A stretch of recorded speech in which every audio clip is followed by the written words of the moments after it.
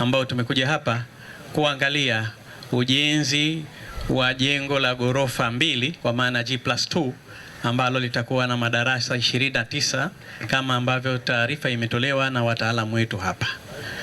Mheshimiwa Waziri, kama wengine walivyosema, nami kwanza niendelee kumshukuru sana Mheshimiwa Rais Dr. Hussein Ali Mwinyi kwa kazi kubwa na nzuri ambayo anaendelea kuifanya.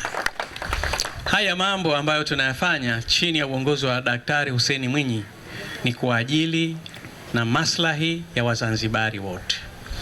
Ghorofa hili la kwanza tulilijenga Fuoni, lakini yako mengine yanaendelea katika maeneo mbalimbali ya Zanzibar ikiwemo hapa Micheweni. Taarifa ya mradi huu imeshatolewa. Wenzetu wa ROCS wametoa taarifa, na kwa kweli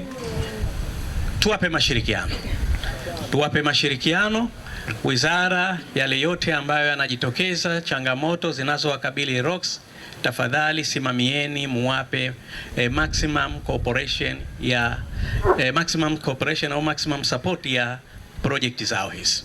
Sasa nyingine miradi inakuja, vifaa vyao vinabaki pale bandarini. Kama kuna changamoto za kikodi za kibandari, basi tuambieni. Waziri wa fedha yuko hapa, naibu waziri wa fedha yuko hapa, yeye ndio anashughulika na mambo ya kodi hizo.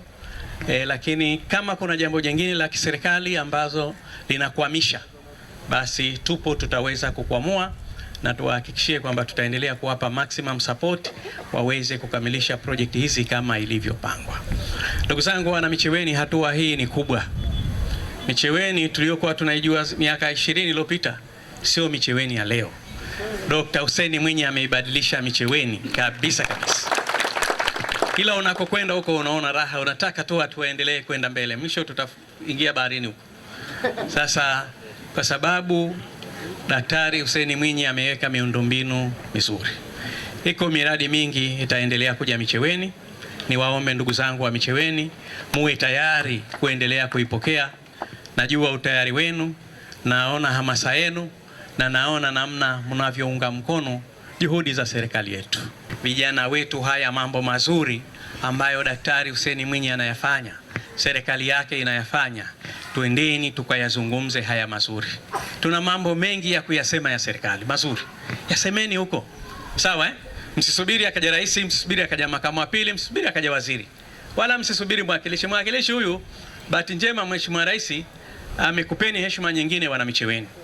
Badala ya kuhudumia Micheweni tu, ametaka sasa ahudumie mwakilishi huyu Zanzibar nzima, na eneo lake ni zito kidogo, kwa sababu ni eneo ambalo la kutafuta fedha, sawa, ili serikali iweze kwenda.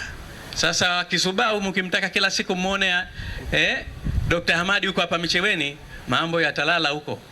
Manake nataka nitoe ufafanuzi, sieleweke kuwa skuli hizi 29 ndio ambazo ziko kwenye bajeti ya serikali tunayokwenda nayo. Mkopo huu ulisainiwa mwaka 2023 pale Ikulu, ni kifurushi peke yake, na kila mwaka serikali tunajenga zaidi ya ghorofa 10-15 ndani ya bajeti ya serikali. Mbali hizi za 29 tunasema hii ni bonus. Sisi tunajua kwenye mitandao kuna muda wa maongezi alafu na ambao unapewa na nini? Bonus. Shukuru sana serikali yetu ya Mapinduzi ya Zanzibar kwa jitihada hii inayoichukua katika swala zima la kuongeza vyumba vya madarasa ili kusudi kutupunguzia huu mzigo. Sasa nyinyi wasaidizi wa karibu sana Mheshimiwa Rais, kwa kweli tunaomba mtupelekee hizi shukrani zetu kwake.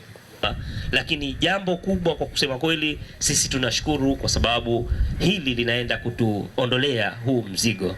Ni kwa niaba ya wananchi wetu wa jimbo hili la Micheweni, tukushukuru tena kwa dhati kwa ujio wako, na kwa kweli tutaendelea kufurahi zaidi pale ambapo unakuwa unafanya hizi ziara, zinatupa faraja. Lakini kipekee tuwashukuru sana Wizara ya Elimu.